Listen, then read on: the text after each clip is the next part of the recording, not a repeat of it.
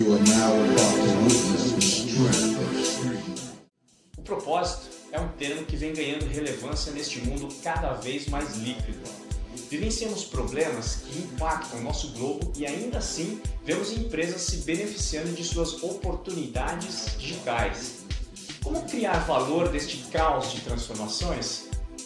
A transhumanização seria um caminho para gerar os novos relacionamentos com os clientes? Podemos verificar que a busca é cada vez mais por experiências mistas entre a realidade e o virtual. E as relações não serão entre humanos, mas através de assistentes pessoais. Por isso, você ou sua empresa estão preparados para lidar com este novo cenário de um ecossistema de inteligências artificiais? Pois é. Cada vez mais, os processos cognitivos serão orientados pela aprendizagem das máquinas e tudo será conectado pela internet, a internet das coisas. Talvez a sua dúvida seja como monetizar em um mundo cada vez mais sem moeda, ou como gerar renda em um mundo sem emprego. Se o que eu falei bagunçou a sua mente, então seja muito bem-vindo à Expert Innovation Summit 2030, o primeiro congresso e fórum transhumanista do Brasil, 100% online e gratuito. Serão 11 trilhas que vão explodir a sua mente. Participe do fórum e vamos juntos levar inovação para todos. Aprecie agora um dos nossos protagonistas e nos vemos na próxima.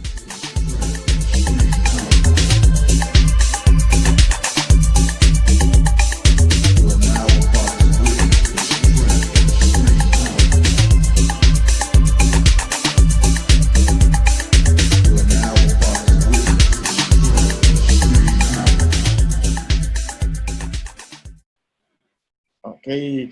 Sejam bem-vindos todos à Expert Innovation Summit 2030. Estou aqui com Patrick Alex, CEO da CSI Locações. Tudo bom, Patrick? Como você está? Tudo bom, Paulo? Estou ótimo, obrigado. Obrigado pelo convite, muito lisonjeado. Eu te agradeço aí a presença aqui no nosso evento, né? Um evento aí que fala aí de várias temáticas, né? Inovacionistas. Patrick, vou te perguntar uma coisa para você. Quem é Patrick Alex? Você poderia falar sobre você para o pessoal que está nos assistindo agora? Paulo, é difícil falar sobre si, né? É complicado.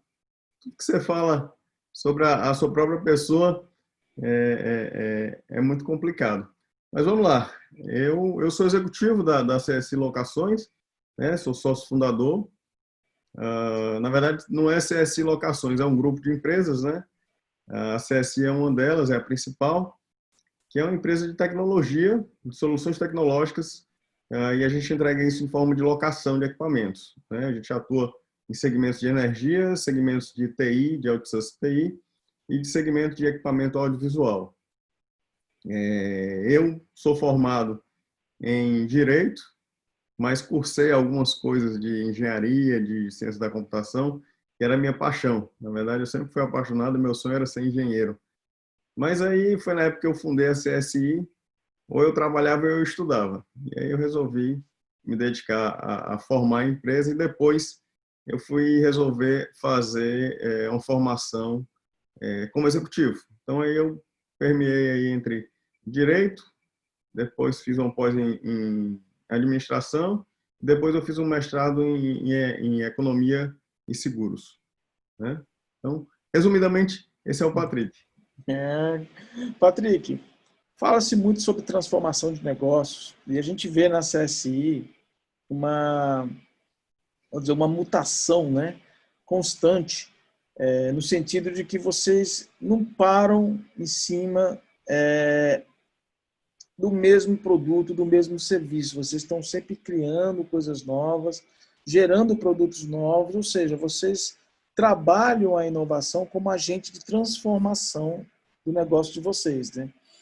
E isso implica vários fatores. As pessoas que estão assistindo querem muito, pensam que é tão difícil a gente conseguir fazer com que os nossos colaboradores tenham esse sentimento de dono, se tornem intraempreendedores e possibilitem ajudar a empresa a crescer, a desenvolver novos produtos e serviços, melhorar processos e, ao mesmo tempo,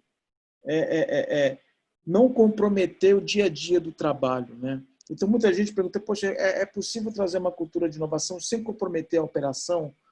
Como você vê a solução desse problema dentro da CSI com a tua experiência? Paulo, como você falou, né? Nós somos entusiastas da tecnologia, por N fatores, né?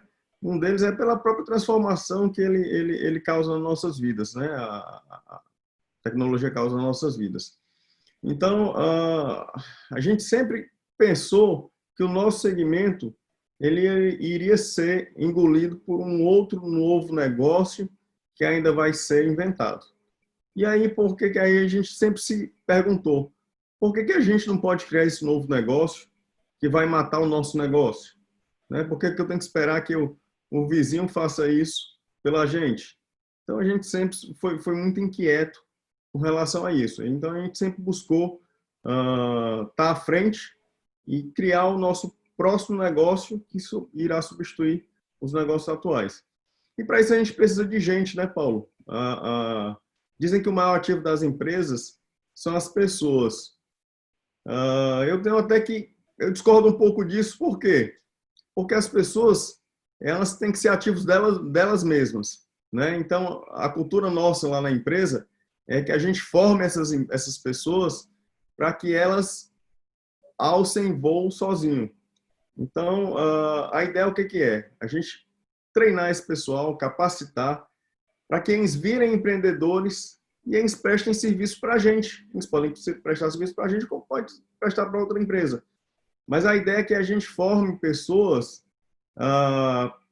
melhores do que a gente, né? A gente tem do lado pessoas melhores do que a gente e que essas pessoas consigam crescer e prestar serviço para a gente. Então, se eu treinar uma pessoa, capacitar e ela conseguir abrir a empresa dela e ela crescer, ela vai trabalhar muito melhor para a gente do que ela sendo aquela pessoa tarefista, inconformista e o que mais?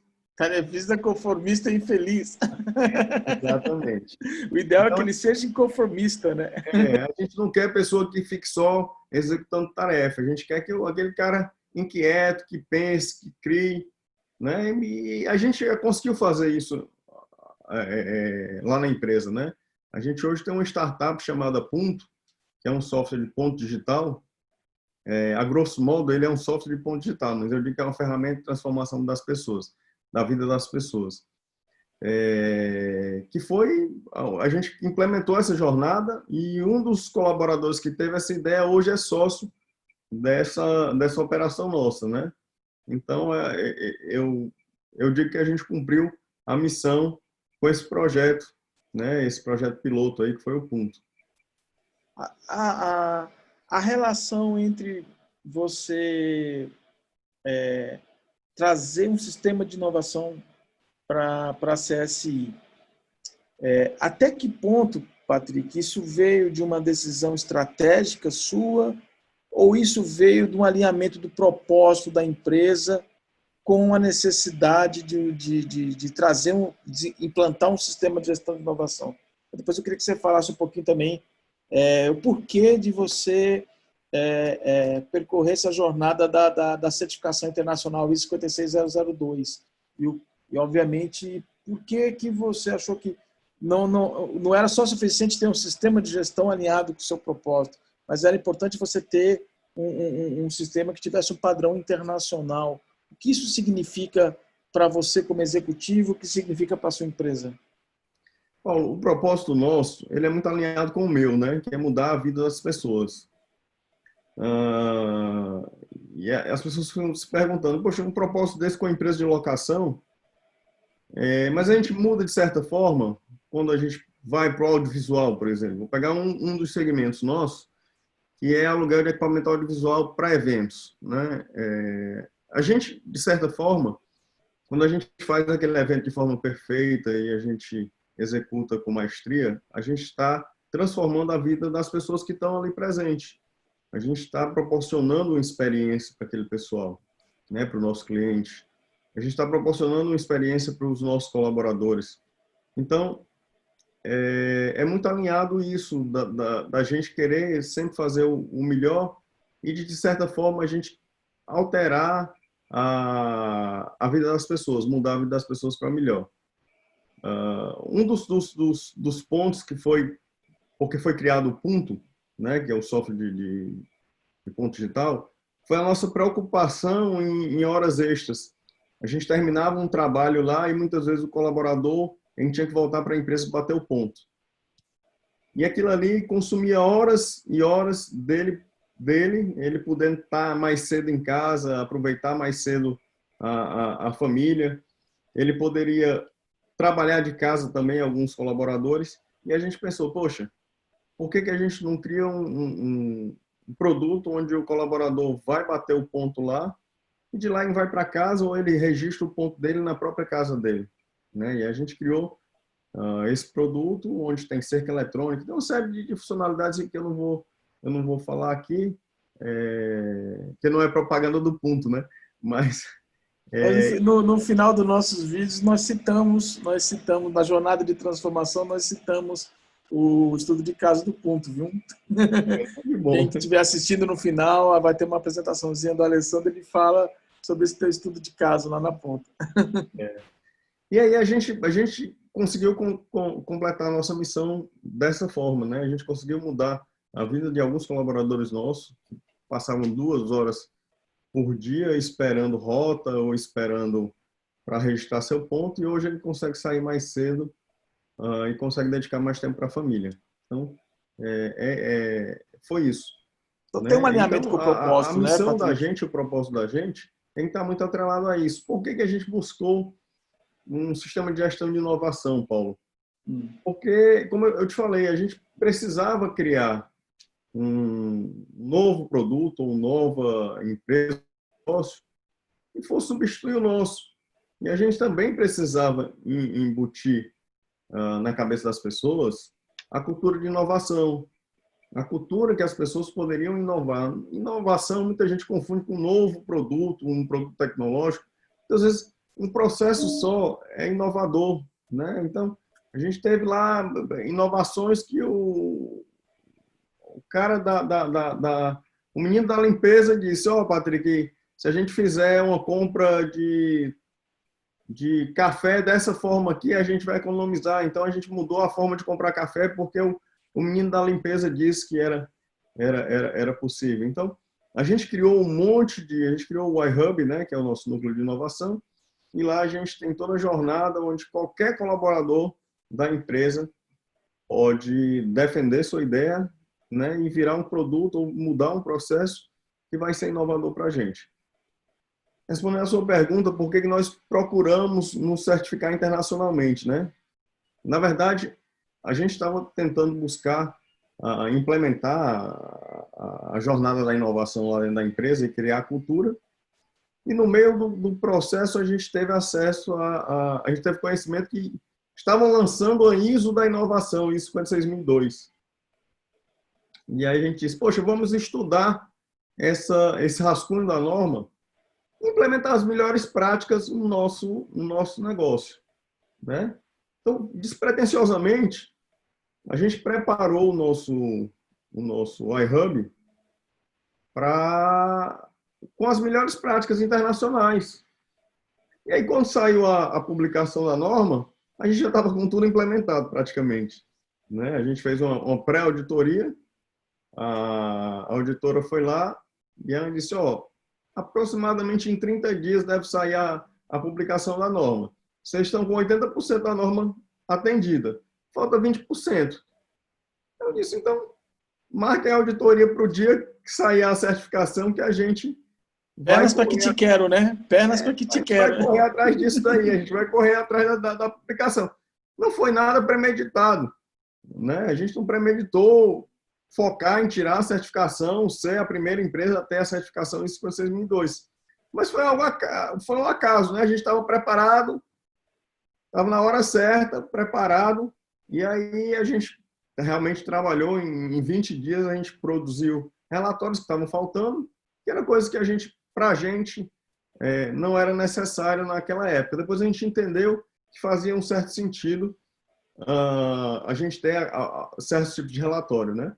E a gente produziu esses relatórios, esses modelos de relatório em 30 dias e aí a gente conseguiu ser a primeira empresa a tirar a certificação ISO 56002, né? Mas isso foi um grande feito, né? Ainda mais para o Nordeste, né, Patrick? Para o Brasil ser o primeiro, né? E Nordeste e Ceará também, né? Dizem, Paulo, que foi a primeira empresa do mundo, né, a tirar essa certificação.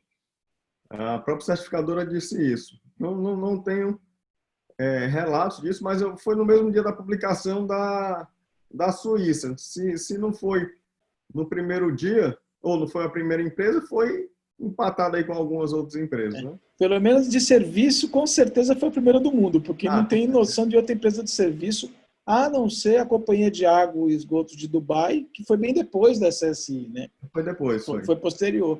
E também, você pode dizer que a importância dessa norma, Patrick, não sei se você já está sabendo disso, com certeza acredito que sim, a Airbus se certificou na ISO 56002.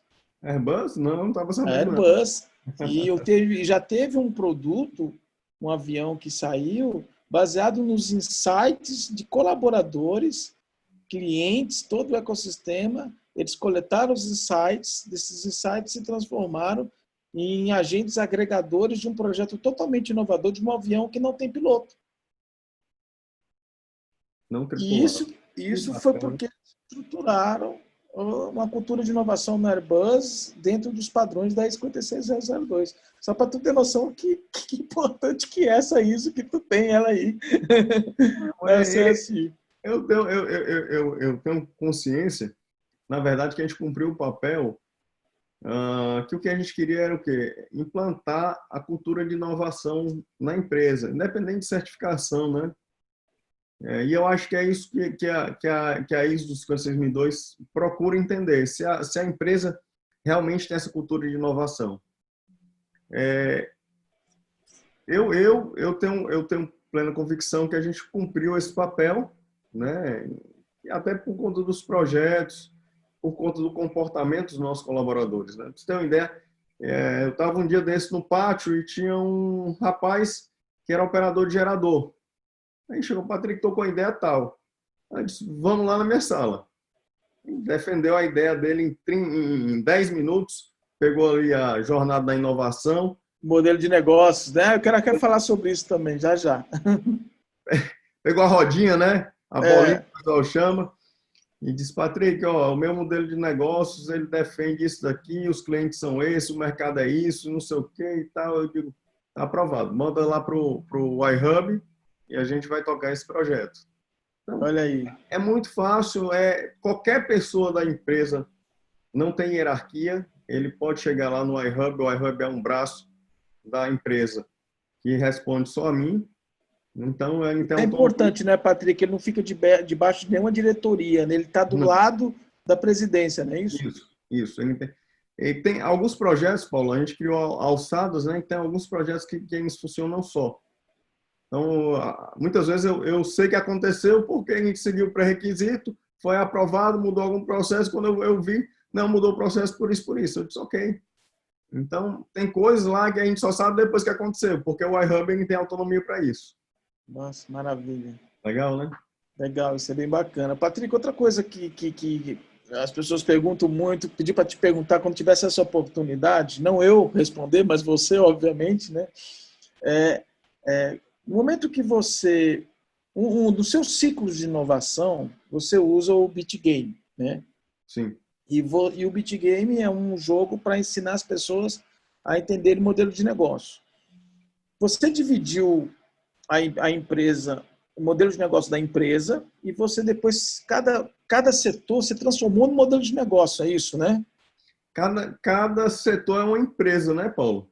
É uma empresa, né? Que é representada por um modelo de negócios, que é o Bitmodel, que é a bolinha mágica lá, né? Que o pessoal chama, né? O círculo de ouro lá. O círculo de ouro, né? Eu queria que você explicasse, porque você falou justamente isso. As pessoas, quando têm um insight, primeiro eles passam por um ciclo onde eles entendem o modelo de negócio da CSI, não é isso? Então, os colaboradores, de uma certa forma, eles conhecem quem é a empresa na qual eles trabalham, né? Através do modelo de negócio, é isso, né? É muito importante você ter falado disso, Paulo, porque o próprio BitGame lá, quando as pessoas estão jogando, né? Jogando, que não é um serious game, né? Então, Não é só...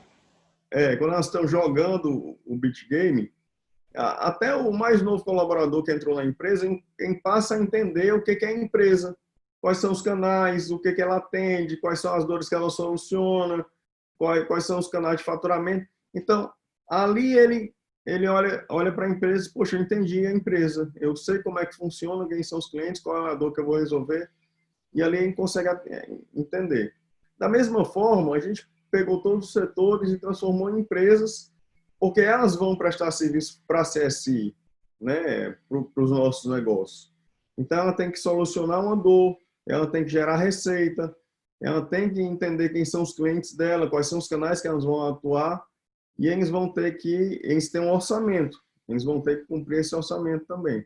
Então, é muito interessante porque a gente enxerga os setores como unidade de negócio. A TI ela tem que criar produto para poder rentabilizar o setor deles. Da mesma forma, o financeiro. Qual é o produto que vocês vão criar que vai trazer renda para a empresa? Então, grosso modo, é isso, né? Então, a gente trata os setores como empresa, e o próximo passo que a gente está fazendo é tratar as pessoas como empresa. Aqui seria o EUSA, né?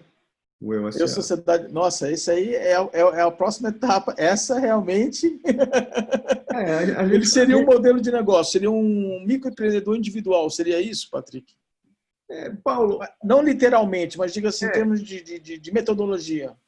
De metodologia, sim, né?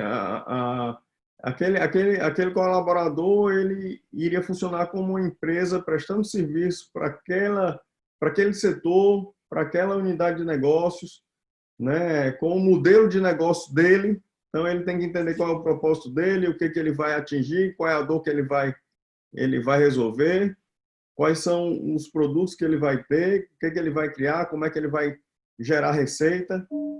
E assim fica mais fácil para o empreendedor individual ele crescer, Paulo, né? Porque assim, as pessoas são os ativos da empresa, mas as pessoas elas vão e voltam, né? Então, eu não posso dizer que o Paulo que trabalha lá na empresa ele vai ficar o resto da vida lá na empresa. Nem quero, porque eu quero que ele cresça. Se ele tiver a oportunidade de crescer lá dentro da empresa, né? E ele em subir na carreira dele lá, ótimo. Mas se ele não tiver oportunidade, eu quero que ele vá para o mercado, ele crie a empresa dele, ele ache novos clientes e ele preste serviço melhor para mim. Entendeu? Nossa, isso aí é uma mentalidade fantástica, Patrick, porque você pensa no ganha-ganha, né? Mas eu estou percebendo que agora o seu propósito está cada vez ficando mais esclarecido à medida que a entrevista vai dando continuidade, porque se você quer melhorar a vida das pessoas, ser um empreendedor é uma forma de você ajudar ele a melhorar, independente se ele vai dar continuidade na carreira dentro da empresa ou se ele vai para outro mercado. O que importa é que ele melhore, né? Então, o teu propósito tem muito a ver com empreendedorismo, né? Com melhorar a vida das pessoas, não do ecossistema todo, né? Fica mais... Você vê como é que é, né? Às vezes o propósito parece não ter a ver com o negócio, mas quando você aprofunda na cultura da empresa, você percebe que seu propósito está totalmente alinhado com a cultura que você exerce dentro da sua organização, né? Está enraizado, né, Paulo? Está enraizado.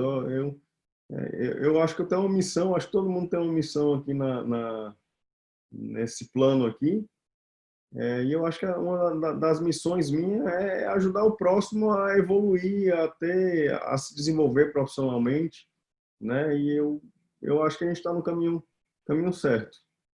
Patrick, eu sei que pode ser se já é segredo de Estado ou não, mas você sabe que a gente tem essa amizade, a gente acaba ficando sabendo de algumas coisas. Se você quiser falar, fala, se não quiser falar, não fala. Mas você tem um protótipo aí de um gerador, não tem? Que saiu justamente da sua cultura de inovação, do sistema de gestão de inovação. Você pode falar sobre esse protótipo ou não? Não, posso. A gente tem torres de iluminação, né? Que funcionam com gerador a diesel. E aí um dos clientes nossos queria um gerador numa praia onde o abastecimento era muito complicado. A gente trabalha hoje com abastecimento com caminhão-tanque, homologação da ANP, uma série de normas. E o cliente está acostumado a trabalhar com empresas que não seguem as normas. O cara trabalha com aquelas bombonas de diesel, que o transporte é irregular e tudo mais. E a gente disse, não, mas só a gente tinha torre de iluminação disponível. A gente disse, não, mas você coloca o diesel na bombona. A gente disse, não, a gente não coloca o diesel na bombona. A gente trabalha direitinho. Lá no teu modelo de negócios, externalidade negativa não entra assim tão fácil, né? A gente prefere perder alguns negócios a ter que submeter a coisas que não são legais, né? E aí uma ideia nossa lá foi, poxa, se a gente tivesse um gerador, uma torre de iluminação a energia solar. Em uma semana a gente prototipou esse negócio. Está lá o protótipo, não sei se você tem foto dele aí, se eu te mandei isso, mas já testou, funcionou e está um barato. Daqui a pouco está saindo um produto aí, a torre de iluminação solar, onde eu coloco em qualquer lugar, é ecológica, não polui, não precisa abastecer e funciona 24 horas. Para canteiros de obras em cima de dunas, né? Para geradores eólicos, deve sair cair que nem uma luva, hein, Patrick? Perfeito. Né? Patrick, que outra coisa que eu ia te perguntar é o seguinte, esses pitches aí, porque a pessoa não sabe o que é pitch. Pitch é o momento que alguém tem para poder apresentar algo, né? O seu colaborador, ele pode fazer um pitch que pode ser para o setor dele, né, olhando o modelo de negócio do setor, como ele pode fazer um pitch para a empresa como um todo, né? Se for para a empresa como um todo, ele vai direto na tua sala, a porta é aberta mesmo assim? Como é que funciona isso? Paulo, lá tudo é de vidro, né? Então, assim, na hora de eu contratar, a maioria das contratações eu participo, né? Seja até de serviços gerais, eu gosto de conhecer quem vai estar lá, até para a gente poder fazer um alinhamento, né? A gente faz um alinhamento de valores na hora da entrevista, Paulo, porque muitas vezes tem um valor da nossa empresa que, por exemplo, você não concorda. Então, mais cedo ou mais tarde, você vai se deparar com esse valor e não vai querer seguir o valor e vai dar algum problema. Então, é melhor a gente fazer um alinhamento de valores antes do que depois, né? Então, a gente segue muito isso. E na hora da entrevista eu digo, minha porta é aberta 24 horas. Então, liga para mim, se tiver algum problema. A gente não tem questão de hierarquia. Se tiver uma ideia, quiser bater um papo, eu estando disponível, eu atendo e recebo na mesma hora. Então, tem gente com ideia que vai para o iHub, tem gente com ideia que troca no corredor. Patrick, tem um minutinho aqui, estou com a ideia tal. E a gente conversa abertamente. Uma das dificuldades que as pessoas colocam para a gente, Patrick, é a hierarquia. Que para inovação, cultura de inovação não combina muito com hierarquia. Por quê?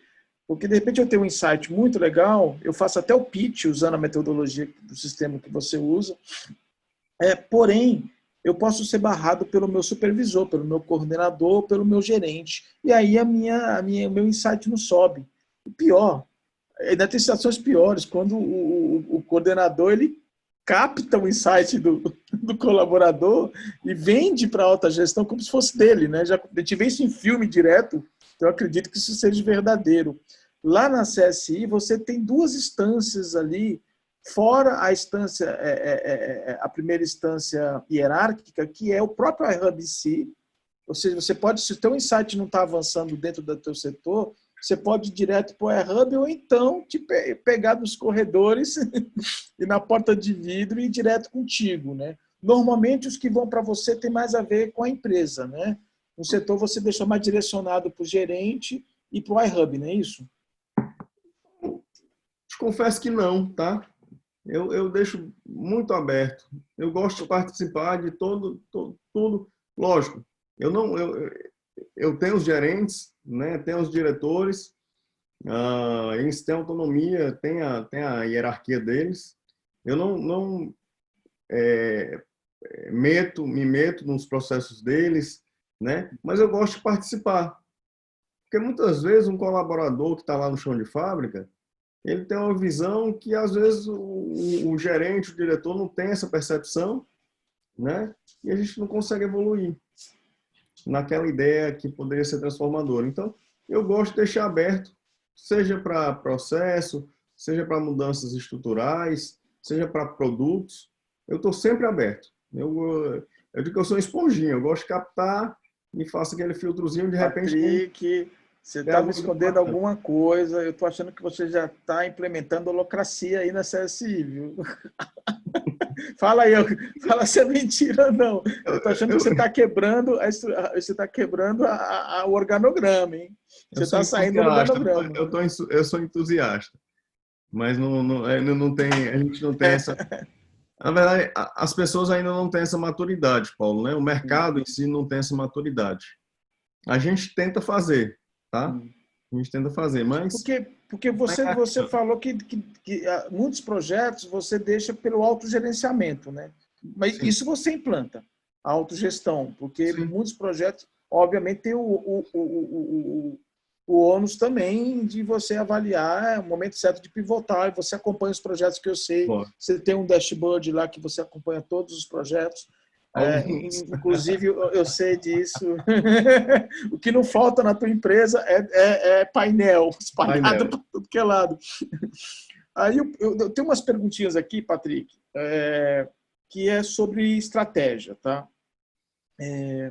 Uma pergunta até que ponto a inovação interferiu diretamente no seu planejamento estratégico? A gente sabe, óbvio, que a ISO 56 ela exige que os objetivos de inovação estejam dentro do planejamento estratégico, né? Porque senão não tem patrocínio, porque se não está na estratégia, onde que está? Né? Tem que estar lá no planejamento estratégico.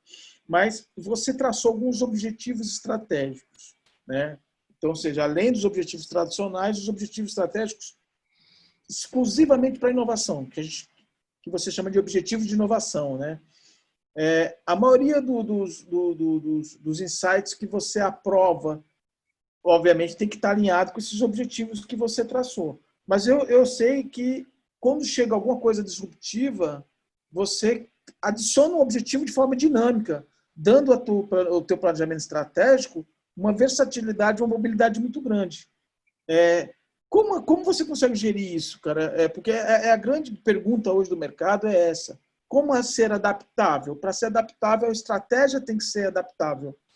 E aí você consegue adaptar objetivos, pelo menos com relação à estratégia de inovação, de forma muito veloz.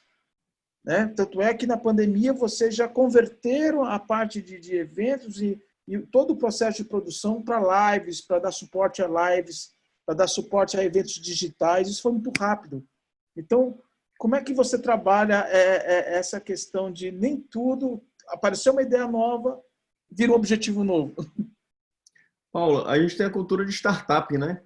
Então, assim, eu me envolvi muito no meio de startups, fiz alguns investimentos em startups e trouxe um pouco dessa cultura para a gente. Lógico que a gente tem um modelo tradicional de empresa, a gente é uma empresa tradicional, né? Nós trabalhamos com commodities e serviços, a gente não deixa de ser uma empresa do modelo tradicional.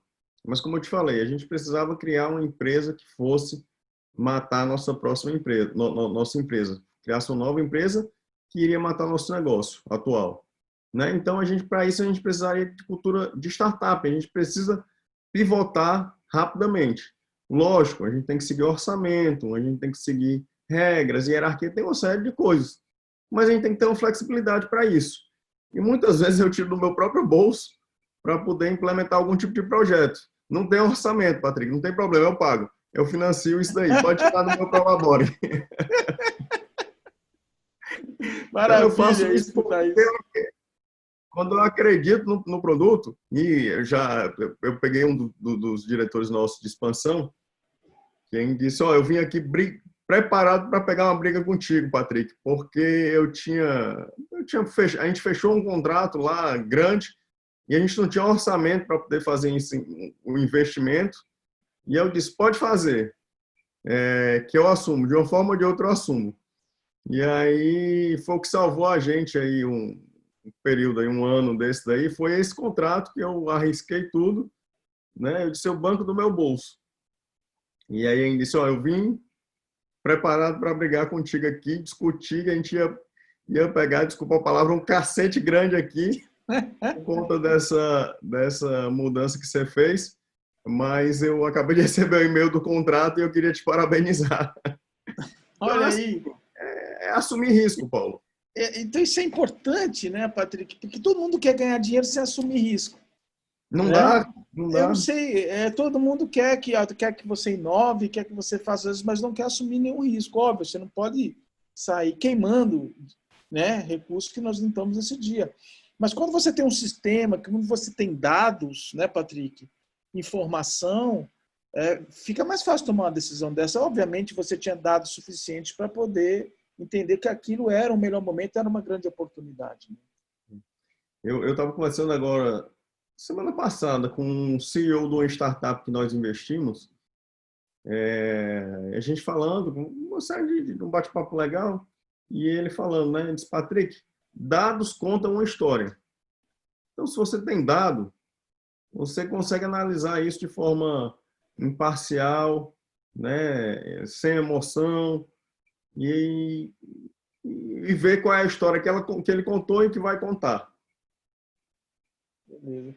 Patrick, para a gente finalizar aqui, outra pergunta que me fizeram é o seguinte: você implantou, obviamente, no sistema de gestão de inovação, a gente sabe que tem os objetivos de inovação, né? E esses objetivos têm que estar atrelados a uma transformação da empresa, mas existe um cidadão aí que é muito importante para que você tenha a adesão dos colaboradores à cultura de inovação, que é a política de inovação. Muita gente fala, política de inovação, para que isso? A gente fala, algumas startups também, para que política de inovação? Não preciso disso, a gente já cria por natureza. Mas dentro de uma empresa tradicional é importante você ter algumas regras com relação à inovação. Como foi essa implementação da política? Se você pode falar um pouquinho mais dela, para quem tem dúvida se é importante ou não é importante criar uma política de inovação. A gente tem a política de inovação e tem o guardião da política de inovação, né? Que é o agente de inovação.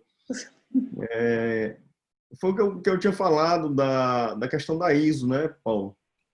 A política da inovação, ela é a cenourinha na frente, né? Para o colaborador ver quais são as recompensas que ele tem, o que a gente pode padronizar de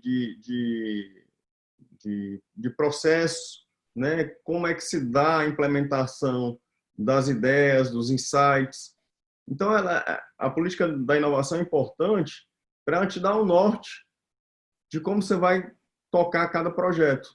É muito importante. Então, por exemplo, lá a gente tem, na nossa política de inovação, tem algumas recompensas do insight de cada colaborador. Então, a gente tem um monte tem lá os Beat Games, né, empregados lá nos setores, e a gente vê um monte de post-it lá, porque todo mundo quer ganhar alguma coisa com as ideias, né? Essa ideia aqui eu vou ser sócio da CSI, né? Então você pode até virar sócio do negócio se sua ideia for muito boa.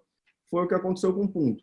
A ideia do cara era fantástica, virou um produto, virou uma empresa, e hoje o cara é sócio da gente nessa startup.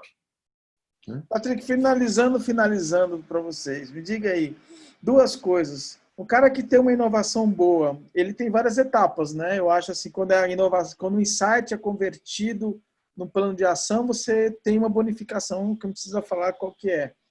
Depois, se ele vira um projeto, tem uma outra bonificação. E se esse projeto vira um produto, tem outra. E se esse produto virar uma startup, ele se torna sócio. É uma jornada maravilhosa, né? Para quem você entrar numa empresa sabendo que amanhã você pode criar uma empresa que tem alguém que te patrocine, é fantástico essa ideia. Agora, eu queria te perguntar o seguinte, a última pergunta, para finalizarmos de verdade, já é a segunda que eu falo que vai finalizar. Eu estou com o tempo livre, dediquei para você. Quanto você, não precisa falar em números, valores nominais, só em percentuais, quanto representa o teu orçamento de inovação para o teu orçamento global? Paulo, Pelo menos no exercício antes da pandemia, pelo amor de Deus. antes da pandemia. É interessante isso. Reinvestimento que a gente trata lá na empresa é 30%, né? 30% de reinvestimento. Do lucro. Do lucro. Do Não, lucro. faturamento. 30% do faturamento você reinveste? A gente reinveste. Isso é regra. A gente tem que, a conta, o orçamento, ele tem que sobrar 30% de reinvestimento. Mesmo que não distribua nada, o reinvestimento tem que ser 30%. E o orçamento da inovação está em cima desses 30%? Está dentro desses 30% e é uma boa parte, viu, Paulo? Ele não quer revelar, viu, gente? Ele não está querendo revelar, viu? É uma boa parte e eu te digo mais. E é bem flexível, tá? Porque, como eu te falei, todos os casos aí, né? Ele pode ser alto demais, como pode ser baixo demais. Depende do projeto. Beleza. Patrick, o que você fala aqui para os nossos amigos CEOs? Tem muito CEO, viu, na audiência Legal. igual você, muitos diretores. Qual o recado que você daria para eles, para entusiasmá-los a ter um sistema de inovação, a gerar cultura de inovação, independente do tamanho da empresa? Qual seria o recado que você daria para eles? Se você está livre, Patrick, o tempo é seu, tá?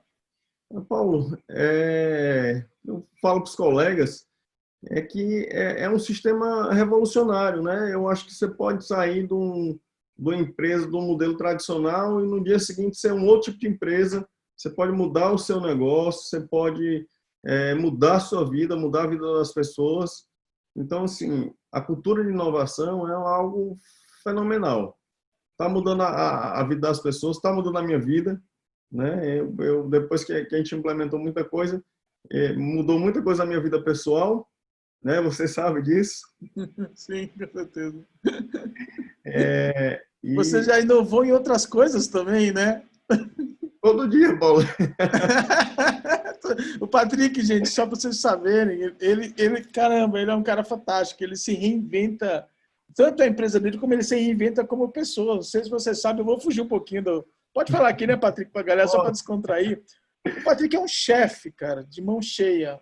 É um chefe. Eu tenho amigos em comum que já falaram que eu ainda não tive oportunidade ainda, né, de saborear as relíquias gastronômicas do Patrick. Mas ele tem um canal, e ele fez esse canal uma brincadeira, né, Patrick? Uma coisa mais de descontração, e hoje o canal dele está bombando no Instagram com receitas e tudo mais. Até minha esposa já pegou uma receita sua, Patrick. Coisa boa.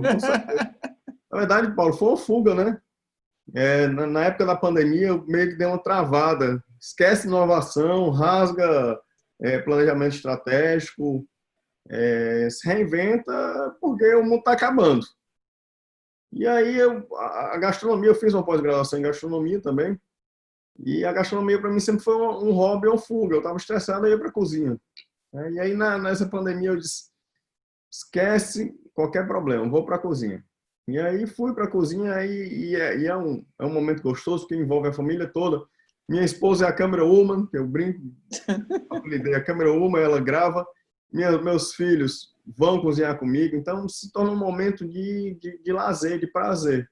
E eu comecei a publicar no Instagram e deu um boom de seguidor, de gente querendo me patrocinar.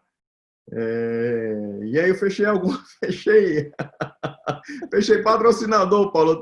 Eu sou embaixador de algumas marcas aí nacionais, tenho marca internacional também. Olha aí, Jafa, que fantástico. Eu não poderia deixar de não colocar isso na entrevista, Patrick, porque foi uma coisa tão Você vê como é que rapaz? A gente tem que viver, né, Patrick? Tem que servir também, né, Patrick, as pessoas, né? Com o que a gente Eu tem acho que a na gente tem que mão. aproveitar a vida, sabe? E essa pandemia fez a gente refletir muito nisso. Eu voltei muito. Eu sempre fui muito família, muito caseiro. Eu não sou uma pessoa de sair, né? Então eu sempre vivi minha família. Nessa pandemia eu vivi mais ainda e comecei a me doar mais para as pessoas. Eu não podia ajudar de outra forma, então muita gente pedindo receita porque estava em casa, não tinha acesso a restaurante, não queria e queria comer uma comida de restaurante em casa. Então eu comecei a gravar receita de restaurante para as pessoas fazerem em casa e terem uma experiência nova. E aí foi a doação que virou um outro produto, um outro negócio. Eu estou até ganhando dinheiro com esse negócio agora.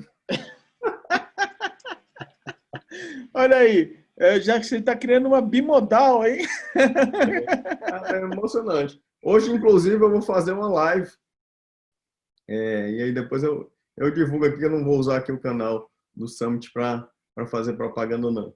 Ah, pode fazer aqui à vontade, rapaz. Nós estamos discutindo justamente o transhumanismo, essa mudança do ser humano, a mudança da natureza, a vontade do ser humano de ter espelhos que nem você, para poder você chegar a dizer que a vida é isso. A vida é você viver e gerar valor de tudo que é jeito, né? Eu falo muito para minha esposa aqui, falo para as pessoas que eu conheço, né? A vida é uma só. A gente tem que vivê-la em plenitude e fazer o que a gente quer fazer. Porque eu não sei se existe vida pós-morte, se existe reencarnação. Eu não sei o que tem depois disso, né? Eu não vou entrar em religião aqui agora, porque senão a gente vai passar mais umas 4 reuniões aqui. Mas a vida que eu tenho é essa hoje, né? Então, eu vou tentar viver de forma plena, tentar fazer o que eu quero, né, da melhor forma, seguindo os meus valores, né, e fazendo bem para as outras pessoas. Então, acho que é isso. Tá joia. Patrick, muito obrigado aí pela Eu que oportunidade de estar aqui agradeço. com você. Fazia tempo que eu estava querendo ter esse bate-papo contigo. Foi fantástico. Espero que Precisar. todos que tenham assistido, estão assistindo aí, gostem. E quem quiser comentar, aqui embaixo no fórum tem espaço de comentários. O Patrick vai estar lá e com certeza, dependendo da disponibilidade dele, ele vai responder. E vocês interajam aí. Inclusive, se quiser perguntar dicas gastronômicas, aproveitem que aqui está liberado. Segue meu canal lá. Eu querendo roubar a tua audiência. Minha propaganda aqui, ó. @chef Patrick Alex. Qual é o Instagram, Patrick? Repete o Instagram aí. Patrick Alex. Arroba? Chef Patrick Alex. Arroba Chef Patrick Alex no Instagram. Aproveite. Ó, Tem um LinkedIn que é do empresário, do investidor. É mais sério ali. Escuta aqui. O Masterchef é fichinha. Olha, escuta o que eu estou lhe falando, hein? Masterchef é fichinha. Falou, Patrick. Até mais, meu obrigado, amigo. viu? Tudo de bom. Até mais. Obrigado Abraço. a todos que estiveram até agora com a gente aqui. Até mais. Bom, tchau, tchau. Não vai embora, não vai embora, não vai embora. Eu tenho ainda um recadinho, uma informação importante para você. Eu sei que você acabou de assistir um conteúdo, talvez esteja passando na sua cabeça a seguinte questão, a seguinte pergunta: como eu dou os primeiros passos para poder iniciar uma transformação dentro do meu negócio, dentro da minha empresa? Como eu posso levar um projeto para iniciar essa programação de transformação pela inovação através de uma metodologia, de algo que seja estruturado, mundialmente comprovado? Então, são 8 desafios que você precisa ter em mente. A organização precisa alinhar o modelo mental para entender que inovação a gente precisa pensar um pouquinho diferente. Alinhamento da linguagem. A linguagem deve ser única. A gente usa o modelo de negócio como linguagem padrão. Análise da maturidade. As organizações têm maturidades diferentes, relacionadas às suas culturas. Como é que está a maturidade de inovação da sua organização?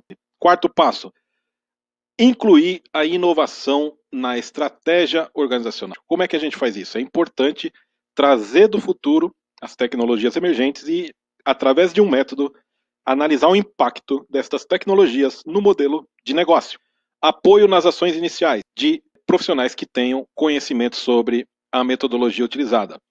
Implantação do iHub. da área que vai cuidar da inovação de forma holística na organização toda e da gestão da inovação. Apoio na certificação, caso a empresa queira, é a cereja do bolo para certificar o seu sistema de gestão alinhado à ISO 56002, chamada ISO da inovação, publicada no mundo em 2019.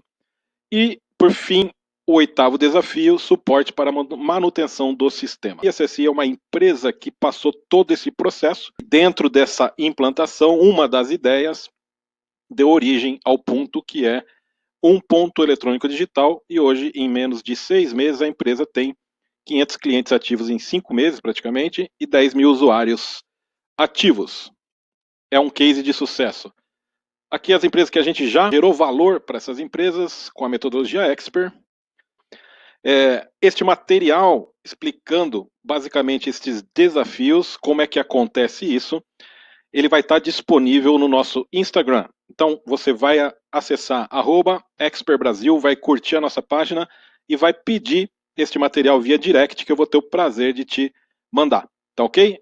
Eu sou Alessandro Pacheco, sou CEO da Expert. Além de consultoria, nós também somos formadores de profissionais e também temos uma franquia onde você pode ser um licenciado e trabalhar aplicando a metodologia Expert reconhecida a nível mundial nos seus clientes, implantando o sistema de gestão da inovação. Um grande abraço, nos vemos na próxima palestra ou na próxima entrevista do Expert Innovation Summit 2030, o primeiro congresso online transhumanista do Brasil. Fiquem com Deus, grande abraço, pense grande, bora transformar. Tchau!